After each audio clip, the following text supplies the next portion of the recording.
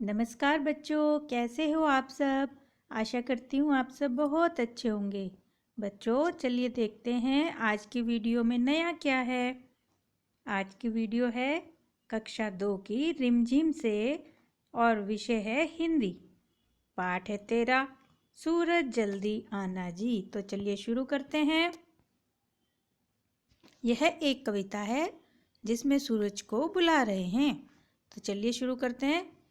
एक कटोरी भरकर गोरी, एक कटोरी भरकर गोरी, धूप हमें भी लाना जी, सूरज जल्दी आना जी।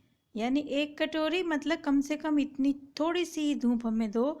और गोरी क्यों कहा है? क्योंकि धूप का रंग गोरा गोरा होता है। तो सूरज से कह रहे हैं कि एक कटोरी भरकर गोरी, धूप हमें भी लाना जी, सूरज जल्दी आना जी। जमकर बैठा यहाँ कुहासा, आर पार न दिखता है, ऐसे भी क्या कभी किसी के घर में कोई टिकता है। सच सच जरा बताना जी, सूरज जल्दी आना जी। जमकर बैठा यहाँ कुहासा मतलब कुहासा कहते हैं धुंध को या कोहरे को, जिसके आर पार हमें कुछ दिखाई नहीं देता। तो वो कह रहे हैं कि यहाँ पर कोहरा हो रखा है, धुंध हो रखी है, तो ऐसे में क्या कोई घर पर टिकता है जो तुम टिके हुए हो। तो सच सच हमें बताओ और जल्दी से आ जाओ। कल की बारिश में जो भीगे, कपड़े अब तक गीले हैं, क्या दीवारें क्या दरवाजे, सबके सब ही सीले हैं। छोड़ो आज बहाना जी, ना ना ना ना ना ना जी, सूरज जल्दी आना जी। यानी कि पहले दिन बारिश हुई और बारिश होती है तो सूरज नहीं होता है, तो कपड़े भी सारे गीले हो गए, दीवारें भी गीली हैं, दरवाजे भी गीले हैं और वो सीले सीले हैं। तो जब धूप आएगी तो वो सूख जाएंगे, इसलिए सूरज को जल्दी बुला रहे हैं। तो बच्चों कैसी है ये कविता? इसको अच्छे से पढ़ना, याद करना और लिखना भी। चलिए आगे देखते हैं क्वेश्चन आंसर। कौन से मौसम में धूप बिल्कुल नहीं सुहाती? बताइए तो जरा, सोचिए। तब तुम धूप से बचने के लिए क्या क्या करते हो?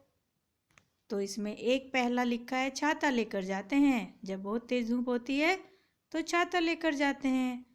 दूसरा, हम छाया में बैठते हैं। तीसरा, अपने मुंह हाथ पैर को धूप से बचाते हैं और कपड़ा ढक लेते हैं। और हमें कौन से मौसम में धूप नहीं सुहाती? तो हाँ, गर्मी के मौसम में जब बहुत तेज धूप होती है तो धूप हमें अच्छी नहीं लगती है।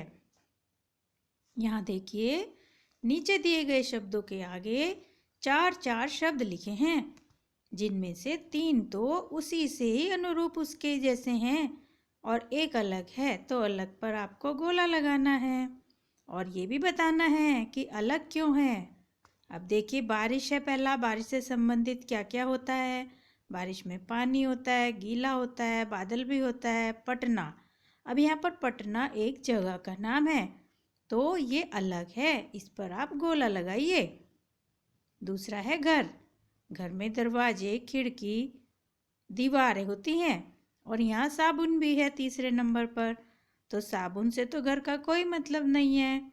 घर, दरवाजा, खिड़की और दीवार मिलकर बनते हैं, तो साबुन अलग है, इस पर गोला लगाइए। अब है सूरज। सूरज, धरती, धूप, पसीना, गर्मी। तो सूरज से धूप आती है, फिर पसीना आता है, फिर गर्मी आती है, तो यहाँ पर धरती अलग हुआ, धरती को गोला लगाइए। अब है कटोरी। कटोरी एक बर्तन है, तो कढ़ाई, तस्तरी, गिलास भी बर्तन है और चूल्हा यहाँ पर अलग है, तो चूल्हे पर गोला लगाइए। इस अभ्यास कार्य को अपने उत्तर पुस्तिका में कीजिए। यहाँ देखिए, अगर ऐसा हो तो क्या होगा? पहला है, अगर धूप ना हो तो क्या होगा? तो सोचो बच्चों, यदि धूप ना हो तो क्या होगा? यदि धूप ना हो तो जब बारिश होने के बाद सब गीला गीला रहता है, वह नहीं सूखेगा और हमारे कपड़े भी नहीं सूखेंगे। और धूप नहीं होगी तो पौधे अपना खाना भी नहीं बना पाएंगे, क्योंकि धूप के आने पर ही पौधे अपना खाना बनाते हैं। तो धूप ना हो तो कुछ भी नहीं सूखेगा और ना ही हमें गर्मी मिलेगी। अगर हवा ना हो तो क्या होगा? अरे हवा तो बहुत ज़रूरी है, क्योंकि हम अपने सांस में भी तो हवा लेते हैं। तो यदि हवा नहीं होगी तो हमें सांस ही नहीं आएगा। पूरे वातावरण में हवाओं का होना बहुत ज़रूरी है। तीसरा है, अगर पानी ना हो तो पानी भी बहुत ज़रूरी है। हम जैसे हवा लेते हैं उसी तरह से पानी भी पीते हैं, और पानी नहीं होगा तो हम पिएंगे क्या, और नहाएंगे किस में, और पौधों को पानी कहाँ से देंगे, और कपड़े बर्तन सब कैसे धोएंगे। तो इसलिए पानी का होना भी बहुत ज़रूरी है। तो हमारे जीवन के लिए धूप, हवा और पानी, इन तीनों का होना भी बहुत ज़रूरी है। यदि इन तीनों में से एक भी ना हो तो हमारा जीवन मुश्किल हो जाएगा। तो बच्चों, कैसी लगी आपको कविता? इसको अच्छे से याद करना और अपनी कॉपी में भी करना और सारा अभ्यास कार्य भी करना। तो धन्यवाद बच्चों, फिर मिलते हैं एक नई वीडियो के साथ। Bye bye.